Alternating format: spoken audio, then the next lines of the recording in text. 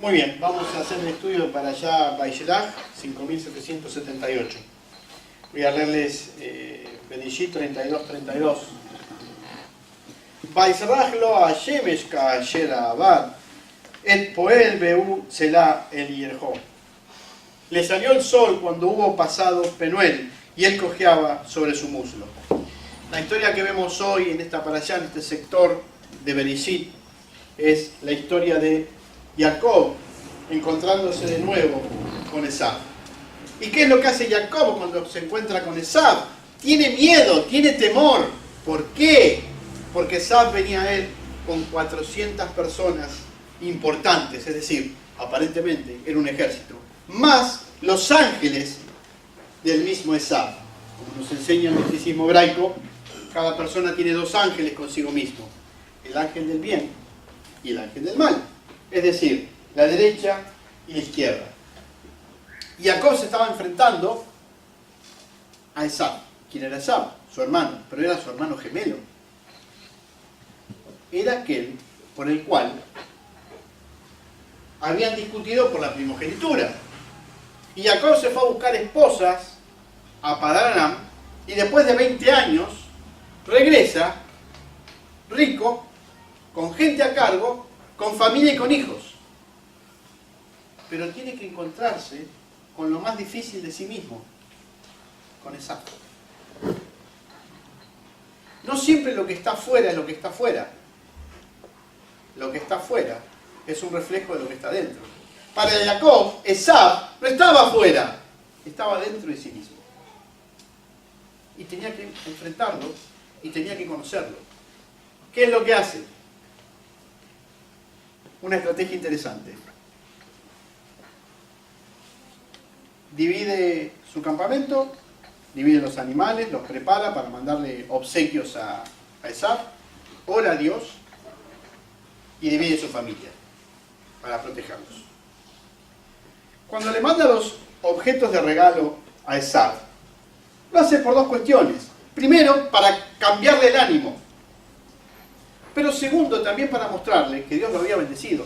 Porque cuando Jacob se fue a Padán Aram, se fue sin nada. Se fue pobre. Más allá de lo que nos puede llegar a contar la tradición que dice que en realidad Elifaz le robó, etcétera, etcétera, etcétera. Pero no lo tenemos escrito en la Torá. Ora a Dios. ¿Y cómo ora a Dios? Primero le dice, tengo miedo. Tengo temor de lo que me va a pasar. Vos me prometiste que me ibas a proteger y que iba a volver en paz. Y ahora viene Esav. Ayúdame. No sea cosa que me mate a mí y a mi familia. La que vos me diste, porque vos me dijiste que de mí iba a ser una descendencia que iba a tener esta tierra. ¿Cuál es la belleza de la oración de Jacob? La verdad. Tenía miedo y se lo dijo a Dios. Tengo miedo. Dios lo protegió durante 20 años, pero tuvo miedo. Y tuvo el valor de ser sincero. Tengo miedo. Generalmente el humano es demasiado hipócrita y se hace el valiente. Y en realidad no hay nada más puro que la verdad. Tengo miedo. ¿Qué me va a hacer Esav? Jacob sabía, indudablemente sabía, porque así se lo dijo Rivka, que el mayor va a servir al menor. Esav lo va a servir a él. Y 20 años después, Jacob sigue teniendo miedo. Algo de Esav estaba dentro de Jacob. Y le tenía miedo a eso. Ya vamos a ver qué es. Bien, termina la oración. Jacob sigue con sus preparativos, le envía regalos a Esav y divide el campamento y su familia la divide en los dos grupos. Lea y sus hijos primero y Raquel y su hijo después. Los ojos de Jacob estaban puestos ¿para quién? Para Raquel. Así que ¿a quién manda primero al frente? A Lea. Y como todos saben, él cruza el Badok, es una especie de arroyo, cuya palabra proviene del arameo abek, que significaría algo así como entrelazarse. ¿Por qué? Porque se le aparece a alguien en la noche, Isha Elohim, el varón de Dios, para confrontarlo. Y estuvieron toda la noche peleando, abek, no separados, sino entrelazados, de ahí abek. La lucha fue entrelazada, estaban unidos el uno con el otro. De ahí que cada persona tiene dos ángeles, el ángel del bien, el ángel del mal. De ahí que Isha Elohim se interpreta que es el ángel de Esav, que quería derrotarlo a Jacob. ¿Y por qué lo atacó de noche? Porque durante la noche es donde prevalece el espíritu del mal, la maldad. Y como no lo puede vencer y despunta el alba, le dice, bueno, soltame, me tengo que ir. Porque cuando aparece la luz del día, el mal comienza a perder su poder. ¿Cómo termina la historia? Jacob le pide una bendición. Y el ángel le anticipa el cambio de nombre. No te llamarás más Jacob, sino tu nombre va a ser Israel. Príncipe de Dios, Sar el Israel, o Yashar el que es recto frente a Dios.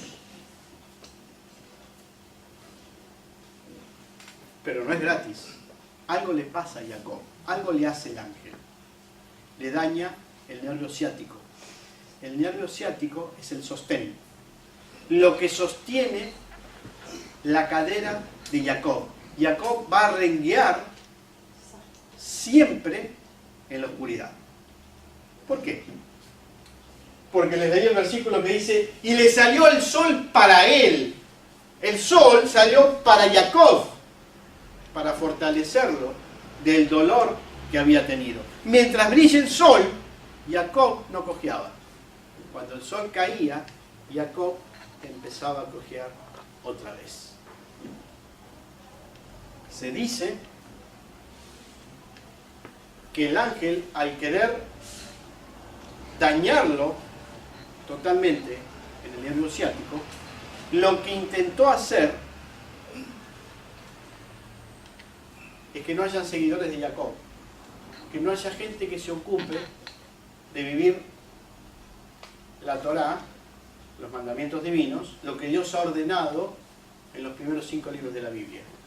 Fíjense qué interesante. Esav es representación del mal, representación de las naciones que odian a Israel. Jacob es representante de Israel. Y en el tiempo final, ¿qué es lo que dicen las profecías?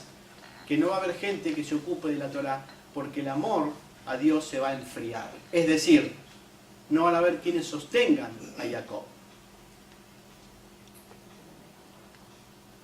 Y en ese momento, quien va a venir a socorrer a Jacob, a Israel, es la luz del sol. Pero ¿cómo un astro creado por Dios va a hacer semejante cosa? Porque hay otra representación más, que es la luz del Mesías, la luz de los primeros 3 días de la creación, que ha sido retirada de la creación para ser la luz de la redención. Así que en la pelea entre Jacob y el ángel, tenemos toda la historia final de la humanidad. Ahora bien, ¿cómo continúa la historia entre Esav y Jacob? Después voy a volver sobre el temor de Jacob, lo voy a definir mejor. ¿Cómo termina la historia? Que como se encuentra en realidad, Esav se le acerca y lo besa. ¿Qué le pasó a Esav? Dice el Midrash que lo que hizo Esav fue morderle la yugular a Jacob para desangrarlo, y en ese momento se le volvió como mármol la yugular a Jacob, y entonces se le trituraron los dientes a Esav. Ishtahabú, y lo besó. En el texto de la Torá está con puntitos arriba en todas las letritas. ¿Por qué? Porque no se entiende si Esav lo odiaba tanto a Jacob como que lo fue a besar. Como quien dice, hay besos que matan, ¿no? Bueno, en este caso, no le resultó a Esaú.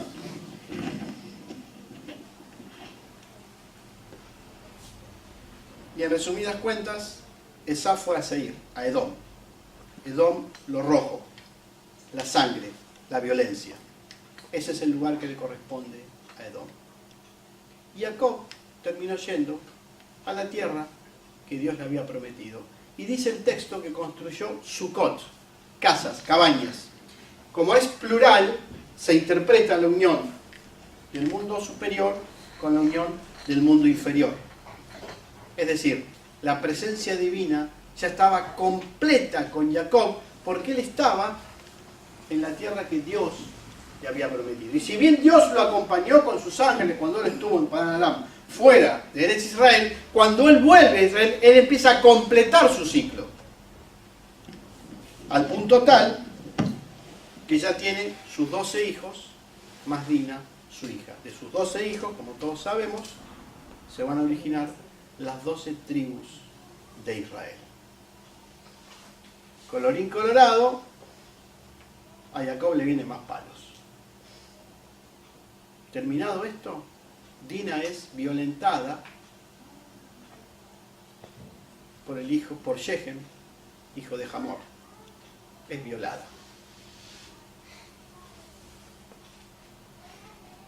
Hamor es representante, es complejo y largo explicarlo, lo voy a resumir directamente. Hamor es representante justamente de la palabra asno.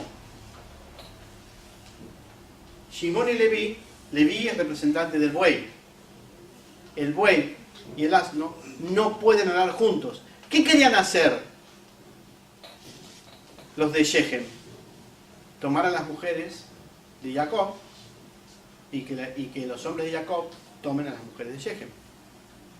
El asno y el buey no pueden arar juntos, no pueden trabajar juntos para llegar a Dios. Por lo tanto, la idolatría y la unicidad no van de la mano.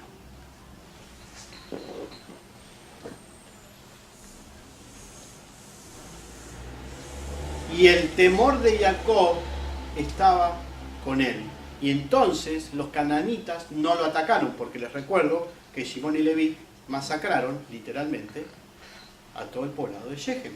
Los hicieron circuncidar y al tercer día, cuanto más duele el corte, la inflamación es mayor, los atacaron y los degollaron o los mataron a todos. En fin. ¿Y por qué los otros pueblos no atacaron a Jacob? Los que circundaban la zona. Porque el temor de Jacob estaba con ellos. Vuelve a aparecer el mismo término, el temor. Temor implica respeto a la autoridad divina. Y fue Dios quien protegió a Jacob. Y fue Dios el que le dijo a Jacob, bueno, ahora anda a la montaña donde te me aparecí en un sueño y levantó un altar. ¿Qué era lo que le había pasado a Jacob? Jacob tuvo un sueño, para allá anterior, en la cual él que había dicho, si me vas a proteger y me vas a dar todo lo que me dijiste que me vas a dar, te voy a dar el 10% de todo. Parece ser que nunca se lo dio, se ve que se olvidó. Se quedó con un vuelto, digamos, ¿no? Entonces Dios lo manda a levantar un altar y a que le dé lo que le había prometido. Es decir, lo que prometés, lo cumplís, porque si no Dios te lo va a reclamar. Esto es una ley general. Lo que prometés, lo cumplís, porque si no Dios te lo va a reclamar.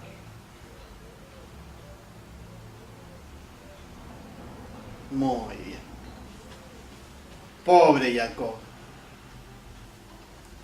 Su vida va a seguir por el declive cuando tenga que descender a Egipto con Yosef, pero eso va a ser la próxima parecida. ¿Por qué dije con el declive? Porque él está ahora en la tierra de Israel, ya está, ya terminó todo, ya está con su familia, tiene las 12 tribus, tiene todo armado. Esaf se fue para Seir, ya está. Y Dios le manda la pelea entre sus hijos, que lo vamos a ver la para allá entrante, y él termina descendiendo a Egipto, donde va a morir. Jacob va a morir fuera de la tierra de Israel. Bien. Ahora, nosotros hemos leído, adosado a esta historia de la parábola de la semana, Mateo 26, donde Yeshua está con sus discípulos. Yeshua hace exactamente lo mismo que hace Jacob. Jacob había dividido el campamento y Yeshua, ¿qué es lo que hace? Está con los suyos y toma a Pedro y a los hijos de Zebedeo. Los retira y les dice, vengan conmigo, vamos a orar. 3 veces Yeshua ora y él intenta ser acompañado por los suyos. El texto va a decir que tenían los ojos muy pesados. Vamos a aclarar eso. Es decir, se quedaron dormidos. ¿Por qué? Porque era Pesaj. Y en Pesaj, en el pueblo judío, cuando celebramos Pesaj, consumimos mucho vino. Eran más de las 12 de la noche, los muchachos tenían sueño. El único que no tenía sueño era Yeshua. ¿Por qué? Porque él sabía lo que iba a suceder. Es más, por eso él dice, Padre, si quieres pasa de mí esta copa, pero no sea mi voluntad sino la tuya. ¿Por qué nombra la palabra copa? Justamente porque es Pesaj, contextualizado. Después de la contextualización, cuando leímos el texto, lo pueden leer ustedes después, va a decir que Yeshua se angustió y temió. ¿Cómo puede ser que el Mesías tenga angustia y tenga miedo? Las mismas emociones de las cuales habló Jacob.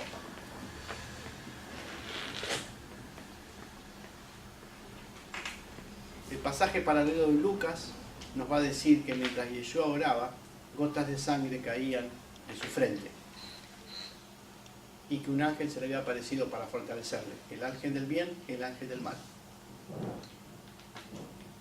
Yeshua tenía que ser fortalecido, el Mesías.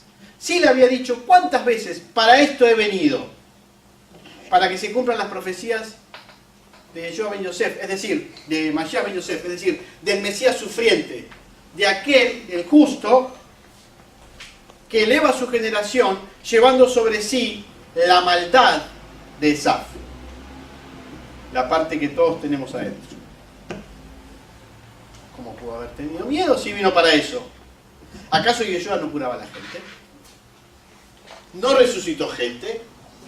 ¿Y tuvo miedo? ¿Cómo entendemos esto? ¿Cómo lo entendemos en Jacob y cómo lo entendemos en Yeshua?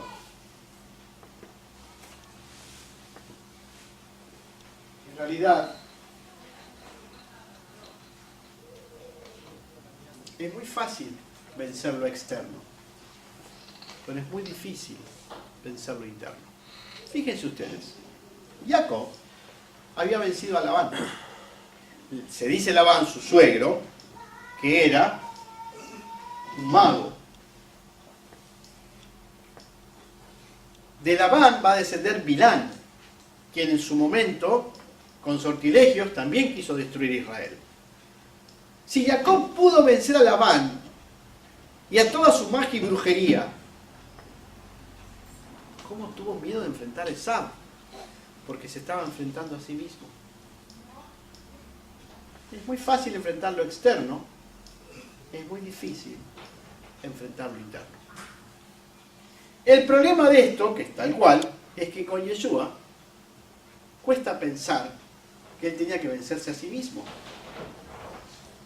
Sin embargo, en su oración, Yeshua que dice, no sea mi voluntad, sino la tuya, porque el espíritu está dispuesto, pero la carne es débil. Es decir, el Yetzer Hará, la carne, el impulso del mal, siempre está dispuesto a sublevarse frente a la voluntad divina.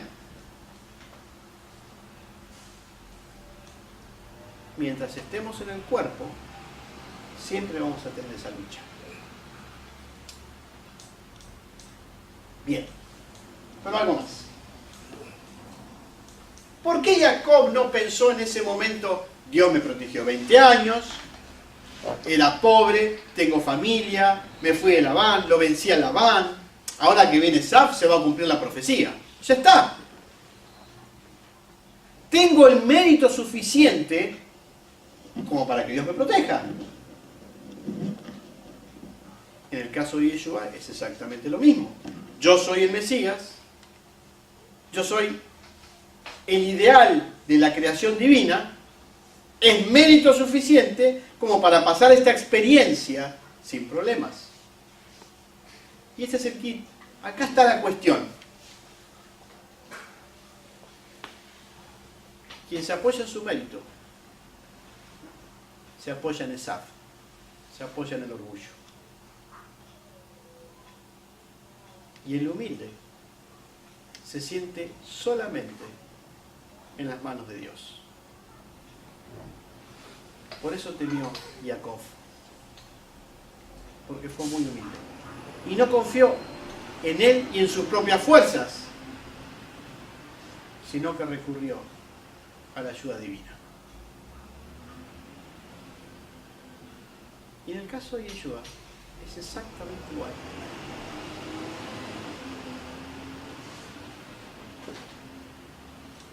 No esperó en él, esperó en aquel que lo creó y que lo envió a este mundo para enseñar la Torá. ¿Cuánto más con nosotros? ¿En mérito a qué voy a confiar que va a suceder así? ¿En mérito de mis acciones? ¿Cuáles? Mejor que sea en mérito de la grandeza divina, rogándole a Dios que esté con nosotros en todo momento y en toda circunstancia. Porque no se olviden que solo puedo ver lo que mi ego me permite ver de una circunstancia. Y siempre hay algo más para aprender o para conocer. ¿Quién confía en Dios? Aquel cuyo corazón no confía en sí mismo. ¿Esto significa ser una persona desvalida? No, por el contrario.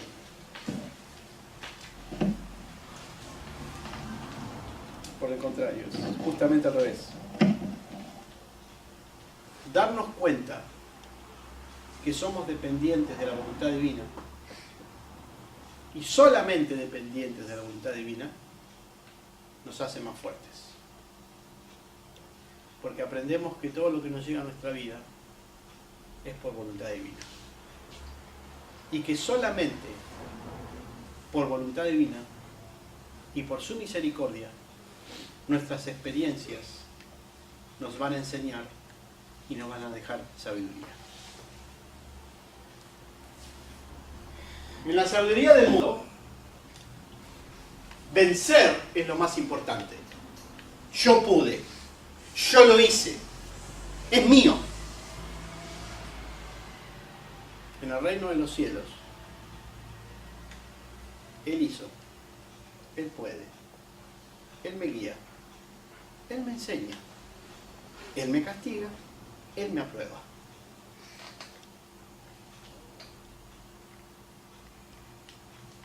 Para entrar al reino de los cielos tenemos que ser como niños. ¿Cómo son los niños con sus padres? Se dejan llevar por sus padres. Y no le preguntan a papá si es libre albedrío o si yo lo elegí. Porque yo nada. Todo proviene de Dios. Todo vuelve a Dios. Porque todo es Dios.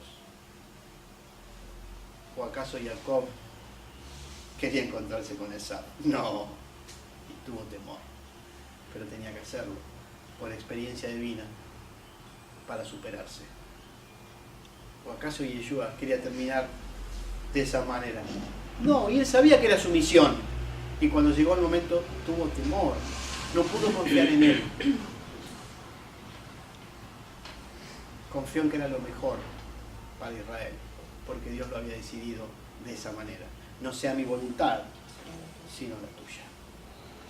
Que así sea con nosotros. Que no sea nuestra voluntad pequeña, egoísta y llena de ego,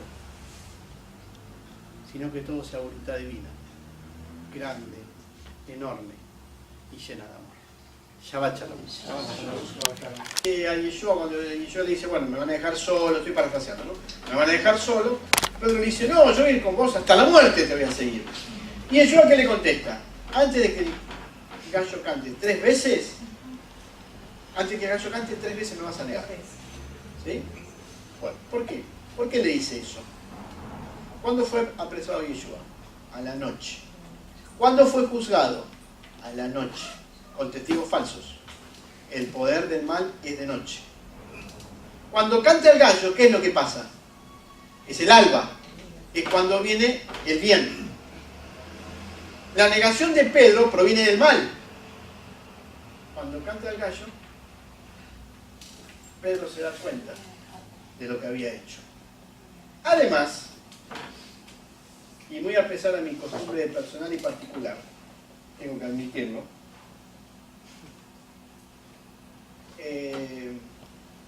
ciertas oraciones, históricamente en el pueblo judío,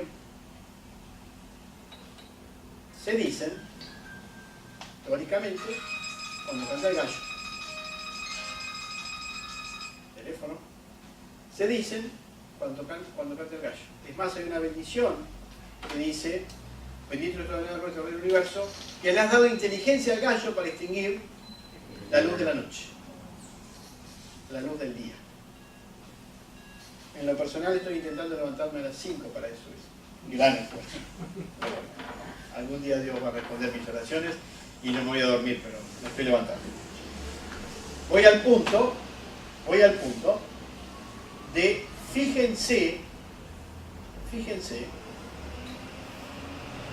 el grado de enseñanza que tenían los discípulos de Yeshua y de vivencia de Yeshua, de la tradición judía. En ningún lugar de la Torá está escrito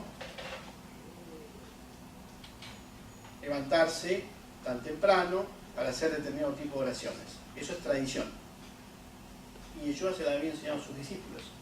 Por eso Pedro entendió de qué él estaba hablando. Bien. Eso tiene que ver entonces con nuestra vivencia cuando seguimos a Yeshua para seguir la Torá. Y en esto hay una gran diferencia entre judaísmo mesiánico y cristianismo. Cristianismo es cristocéntrico, seguimos a Cristo. Judaísmo mesiánico es vivimos la Torá de acuerdo a cómo la enseñó el Mesías. Y en ese de acuerdo a cómo la enseñó el Mesías, tenemos un montón de datos que nos muestran cuántos elementos de la tradición clásica de Israel fueron enseñadas directamente de Yeshua a sus discípulos. Que después eso fue olvidado por la corriente occidental y todo lo demás. Nosotros lo que hacemos es rescatar eso y ponerlo en práctica. Por ejemplo, después del servicio estamos estudiando el libro de los Hechos, quienes quieran quedarse. Vamos a servir algo ahora, algo caliente y algunas recetitas, lo que tengamos. Después nos ponemos a estudiar el libro de los Hechos y en la medida que vamos estudiando el libro de los Hechos, yo les voy mostrando cuando aparecen esos datos que dejan en claro cómo vivía la primera generación y la segunda generación de seguidores del maestro Yeshua sobre la Torá. Y después, bueno, eso fue tremendamente cambiado y derivó en una religión que es muy linda, pero que es una interpretación. No es lo que está escrito, sino es cómo se lee lo que está escrito, que es una cosa totalmente diferente. Bueno, eso después lo vemos en todo caso en el libro de los Hechos. Muy bien, gracias, Pepe.